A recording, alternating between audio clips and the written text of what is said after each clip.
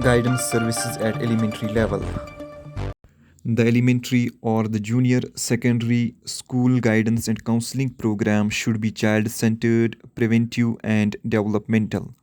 The purpose here is to interact with pupils, parents, and teachers so as to help pupils maximize their potentials.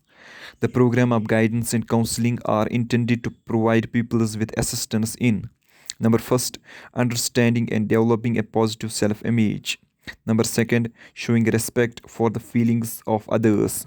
Number third, understanding the decision making process. Number four, maintaining effective relationships with peers and adults. Number five, being prepared to make the transition to the next level of education or world of work. Number six, developing effective study skills. Number seven, gaining and understanding of the world of work. Thank you for watching. Like, share and subscribe.